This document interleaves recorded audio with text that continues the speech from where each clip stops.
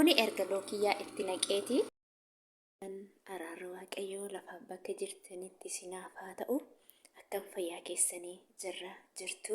Ani nagaa kootti galanni gooftaa koof haa ta'u. Har'aa waa isinii qabadhee dhufee jira. Innis maayinni molokiyyaa jedhanii biyya Arabaatti lookiyyaa wayis molokiyyaa jedhama. Kuni baradaa'ee jira. Firiijii keessa tureera. Baay'ee baradoodhaa jira. Inna yeroo hojjetanii akkaataa itti hojjetan isin argisiisa. Kunoo akkasittiin firii ishii tokko tokko qanaxxastanii as keessa gootu jechuu hunduma isaa kana jechuudha. Baay'ee qorraadha. Yeroo otoo hin ho'iin baay'ee gaariidha. Qorraa isaatti yeroo kukkutanii yeroo ho'aasaa bakkaalarraa ufuu yoo yeroo qabaattan immoo yeroos bareedaadha.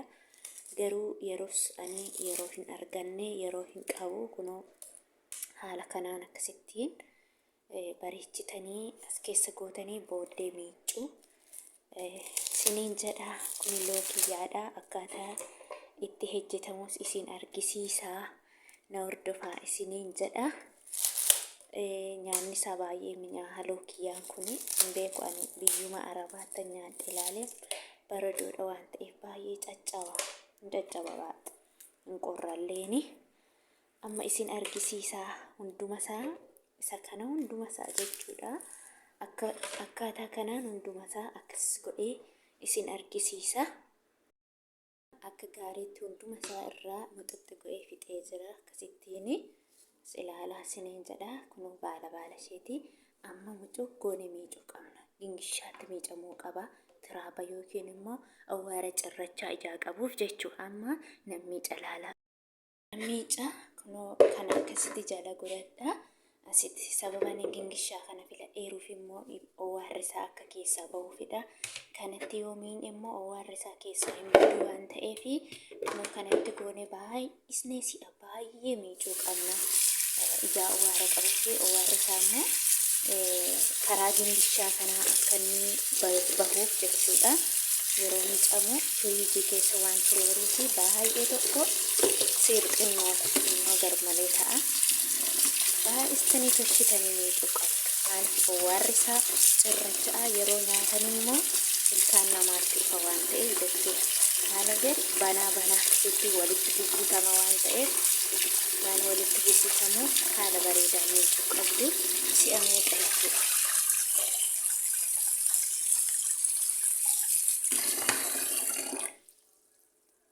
Baay'ee tiraaba qaba jala sadeetii argisiisa. Awwaara xiqqoo qaba baay'istanii miicuu. Baay'istanii si'a meeqa kun akkuma kanaa haaluma kana miicuu jechuudha. Yoo hin beektu yaada hin jedhamu malee.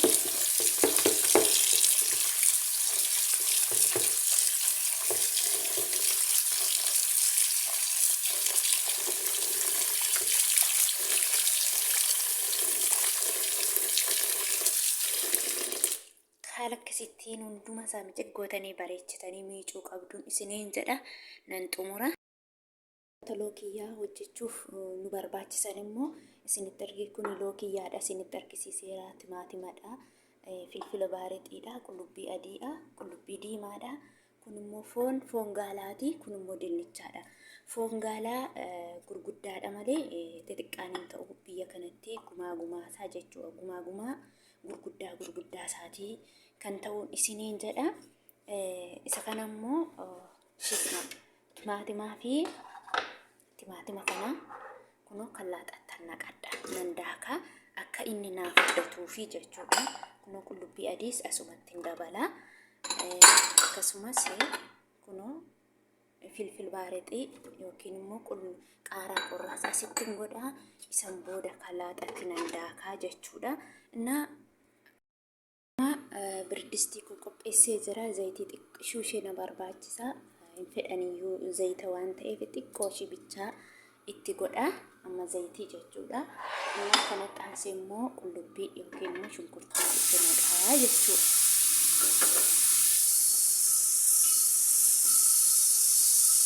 Hanga shunkurtiin kun diimatutti na eega. amma qullubbii kiyya baay'ee diimatee jira. Amma foon ittiin godhadha. Ilaala.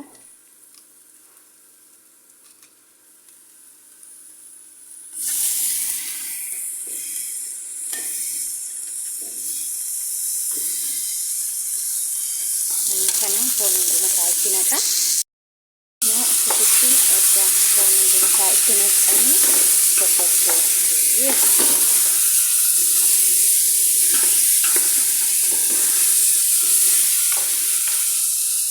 Oke, nang qadaada haga foonsaa wal nyaatu. Amma foonsaa baay'ee diimatee jira. Qullubbii wajjin wal nyaate. Isan booda kun kallaadhaatti go'ee timaatimaa fi filfil baariqii isan sila qorra siniin jedhemi kallaadhaatti daakee jira. Amma isa tannaqa jechuudha. Kun kana fakkaata daakame qullubbii adii.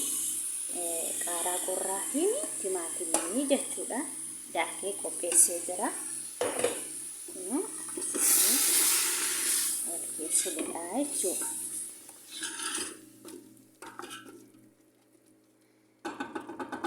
Kana xaansii qimamiitti naqachuu nan danda'a. Amma akkasittiin bishaatee jira. Baay'ee bishaatee jira. Hundi isaa wal fudhatee amma qimamiitti naqadhaa jechuudha. Qimamii maankaa tokko na barbaachisa. Ammas qimamii gosa biraa inni kun immoo gosa biraati. Akka diimaa wayiiti.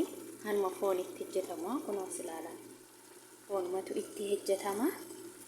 Amma ashaboos asumaan itti naqadha. Ashaboo yeroo hedduu ashaboo gurguddaa barbaadanii kun ashaboos hagana gahu itti naqadha jechuudha. Asumarraa dinnichaan itti naqa. Dinnichi hin barbaachisu yoo ture lookiyyaa bichaa masaa yoo hojjechuun hin danda'ama. Garuu hin furdisa. Akka lookiyyaa sun furdatuuf jecha itti naqa dinnicha. Dinnicha koo kukkutee qopheeffadhee jira. Amma dinnichatti naqadhe.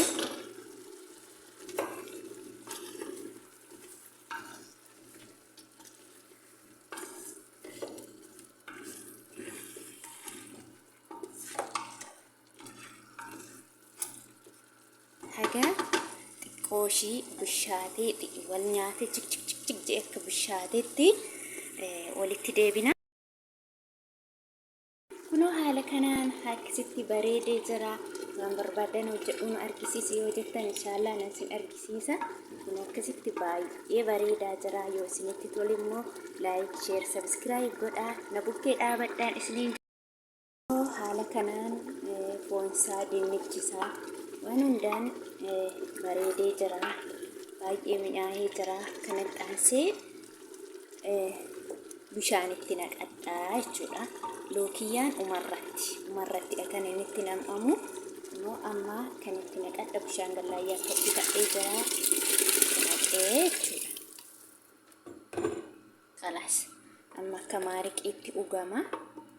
Ruuzii adiin hojjetame akka maariqaatti dhugama. Kana booda ani nan qollofaa baneen ilaalu macarrashaa umarrattan ilaala. Amma nan qollofaa jechuudha. Isin argisiisa qollofee umarratti immoo rizaaltiisaa yookiin bu'aasaa isinitti argisiisa. Laayik, sheer, sabskiraayibii akka hin daganneen isiniin jedha. Kunoo kalaas amma cufee jira. Isa kana immoo lookiyyaa isa silaa immoo xiqqoo bishaan kallaaxatti naqxu. Akka kallaan keenya hin tabalaashaaneef bishaan jala ta'uu qaba isiniin jedha. San booda kalaa immoo fuutanii as naqattu jechuudha. Kallaaxatti naqadhee jira. Kana booda daakuu malee nan hafne daakee isin argisiisa. Manan daakaa sagaleensaa baay'ee nama danda'a. Kanaaf bu'ee ni amalee jechuudha. Daakee umasaa isin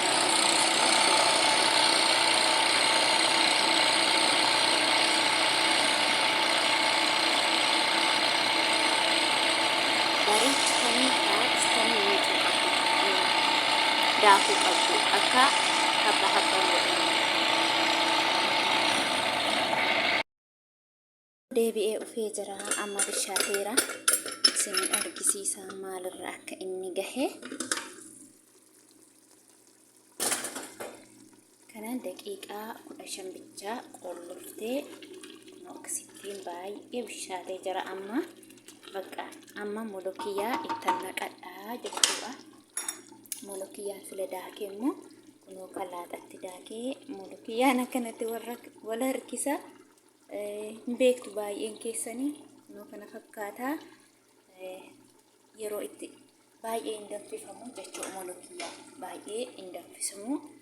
Erga foon dinnichi isaa foon isaa bishaateef itti naqamaa jechuudha. Kunoo kana fakkaataa.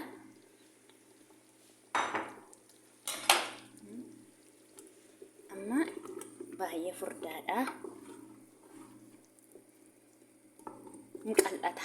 Yeroo aqee wal gadhiisu inni amma akkanatti wal harkisu kuni yeroo aqee bishaatu wal gadhiisa maaraqii ta'a jechuudha. Kun akkasittiin ruuz adii wajjin nyaatamaa yeroo bishaate daqiiqaa kana hammam irra keessu daqiiqaa 5 bicha daqiiqaa 5 qadaadanii aqee jik jedhee yeroo wal nyaata foon isaa dinnicha isaa lookiyyaa isaa jedhee wal nyaate baay'ee bareedaa ta'a. Indeemna itti ilaalaa isiniin jedha masaa kun asis ruuzii adii hojjetachaa jira asumaanii jechuudha. Kana uumasaa irratti immoo isin argisiisaa lamaan isaa erga xumure kana fakkaataa xumuree jira. Haala kanaanii hin bareeda jeen abdadha. Like, share, subscribe naaf godhaa isiniin jedha. Haala bareedaa ta'een lafa nagaa oola.